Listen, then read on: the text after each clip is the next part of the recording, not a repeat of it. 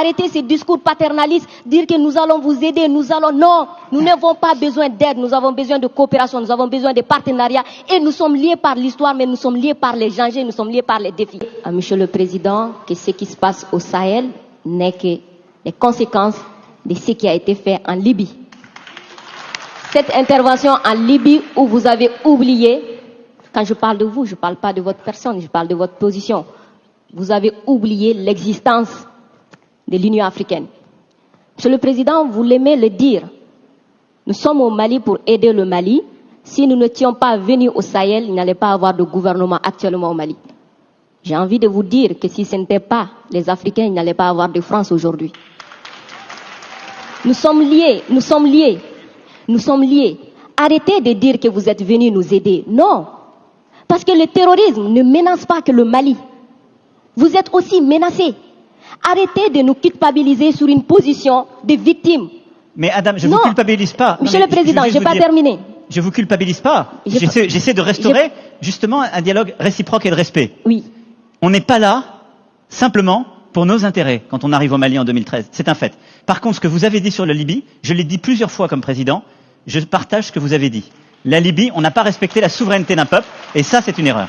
D'accord, merci d'avoir reconnu ça. Et si vous reconnaissez ça, vous allez voir que ce qui se passe au Sahel n'est que les conséquences de cette intervention. Donc, vous êtes au Sahel pour corriger l'erreur que vous avez commise en Libye, et en corrigeant ces erreurs, vous êtes en train de commettre d'autres erreurs. Monsieur le Président, je vous rappelle que l'intervention militaire étrangère n'a jamais réglé un problème. La Libye, elle est comment aujourd'hui? L'Afghanistan, c'est comment aujourd'hui?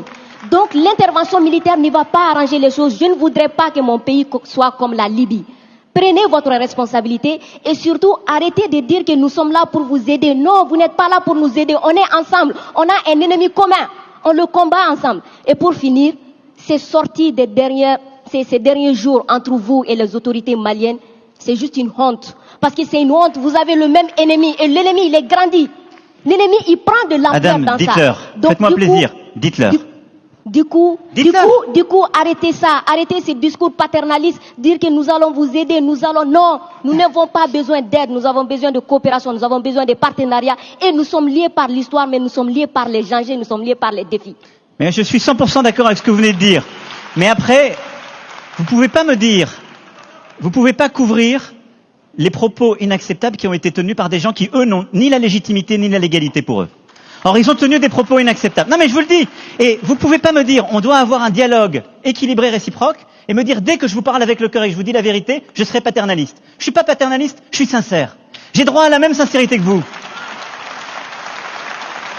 Me demandez pas, dès que je dis la vérité, je serai paternaliste. On va jamais s'en sortir. Vous me dites la vérité avec votre cœur, vous me prenez à partie, vous me bousculez. J'ai le droit de vous dire ma vérité aussi. C'est pas du paternalisme, c'est de la sincérité. Ok, Monsieur le Président, non, juste pour dire que la sincérité n'exclut pas la courtoisie, la sincérité. Mais je suis courtois comme vous l'êtes avec moi, Adam. Oui. Nous sommes courtois les uns. Je suis carrément d'accord avec vous, Monsieur le Président. C'est juste vous dire que j'adore votre sincérité, mais elle n'exclut pas le respect, elle n'exclut pas la courtoisie. Je pense que nous avons l'un et l'autre, là dans le débat, une très grande courtoisie. Absolument. Et on fait la démonstration qu'il n'y a pas de paternalisme, il n'y a pas d'agressivité, il y a une vraie sincérité, mais il n'y a pas de tabou. Et ce que vous avez décrit sur ce qu'on fait au Sahel, c'est exactement ça. Moi, je ne pense pas que l'intervention militaire soit l'alpha et l'oméga. Je pense le contraire. Et donc, le problème que vous avez aujourd'hui, c'est qu'il y a une autorité de transition qui dit « ils devraient rester là militairement, parce qu'ils ne veulent pas faire le travail ». Nous, mais exactement, il y a des accords avec des engagements de toutes les parties. Et donc, nous, on est là pour la sécurité, mais à côté de ça, depuis 2017, on a l'Alliance internationale pour le Sahel, qui est de l'aide au développement avec la Banque mondiale, l'Allemagne, tous les pays, justement, européens et autres, qui est cet investissement solidaire qu'on a dans la région, et il y a le rôle du retour de l'État. Chacun doit faire sa part. Et plus vite le reste est fait, plus on peut se retirer militairement, ce qui est beaucoup mieux. Parce que je vais être clair avec vous, je partage totalement la finalité. Jamais une intervention militaire ne remplace le travail d'un État. Jamais. Et moi, je peux vous dire les yeux dans les yeux que je n'ai jamais envoyé l'armée française contre un État souverain ou pour remplacer un État souverain. C'est ce qui a été fait en Afghanistan, ce qui a été fait en Libye. C'est la grande différence avec le Sahel. Je suis Raïmwende Elda Kwama. Je suis africaine, je suis burkinabé, je suis intègre. Merci. Nul besoin donc de vous préciser que mon interpellation sera celle de la vérité, de la sincérité et de la franchise. Sans filtre, Monsieur le Président. Mon point va s'articuler autour de tous ces imaginaires-là. Et s'il s'agit de parler des imaginaires et de ces concepts faux, incompatibles à la réalité de nos peuples, il faudra surtout parler du vocabulaire dépassé, inadapté, dévalorisant, qui réside encore dans vos discours et dans celui de vos institutions lorsque vous vous adressez à l'Afrique ou lorsque vous levez des fonds pour aider l'Afrique.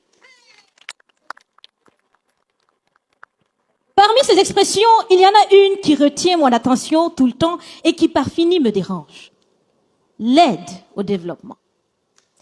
Monsieur le Président, l'aide, tant qu'elle n'aide pas, tant qu'elle n'amène pas à se départir de l'aide, comme le dit Thomas Sankara, il faut s'en débarrasser.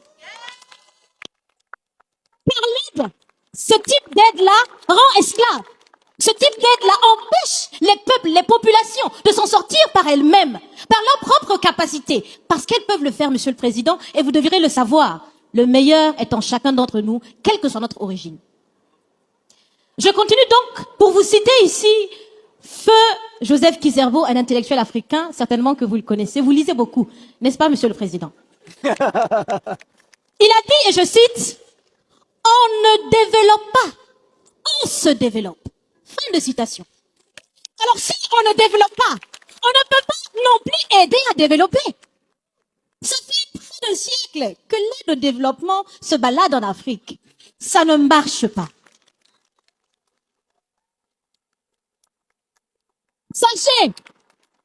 Sachez que l'Afrique se développera par elle-même, par le potentiel local et celui de la diaspora, et certainement dans l'interdépendance avec les autres nations de la planète, mais surtout à travers des collaborations saines.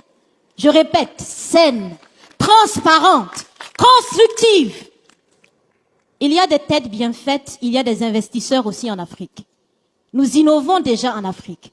Et si ce n'est pas co-constructif, dans cette relation qu'on imagine, on n'en veut pas. C'est donc fini?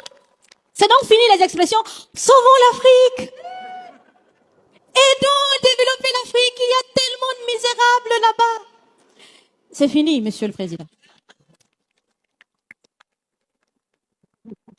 Alors, si on doit vivre ensemble, parce qu'il le faut à tout prix, ça sera dans l'interdépendance, je répète, mais surtout et aussi dans le respect et la valorisation des uns et des autres.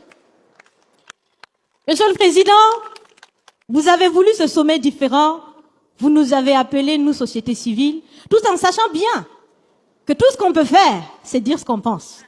Vous êtes un président, vous pouvez prendre des décisions, que chacun prenne donc ses responsabilités dans ce sommet. Monsieur le Président, je vais vous proposer des actions concrètes. Est-ce que vous savez, je pense que vous le savez, l'AFD, l'Agence française de développement, fête bientôt ses 80 ans. C'est l'occasion de faire différemment, changer déjà le nom, changer le fond. On l'a si bien dit, on veut des partenariats qui soient clairs, qui soient transparents, où nous aussi on peut parler, on a notre mot à dire, on peut aussi agir et on peut mettre aussi de l'intellect et des ressources financières sur la table de la discussion. Je vais finir parce que j'aime bien échanger avec Monsieur le Président. Mais je vais finir. Et je vous propose de visualiser avec moi ceci. Si la relation entre les pays d'Afrique et la France était une marmite, sachez qu'elle est très sale, cette marmite. Elle est sale de reconnaissance légère des exactions commises. Elle est sale de corruption. Elle est sale de non-transparence. Elle est sale d'un vocabulaire dévalorisant. Elle est sale, Monsieur le Président. Je vous invite à la recurer. Pas des actions concrètes. J'ai déjà proposé des actions, commencez. Mes amis le feront aussi. Si vous refusez de la laver, si vous voulez quand même préparer là-dedans, je ne mangerai pas.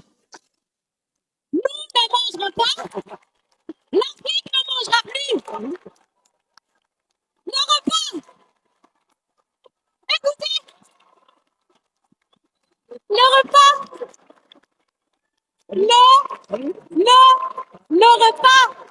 repas sera prêt. Vous serez le seul à table avec un appétit difficile. À bon entendeur, salut. Merci.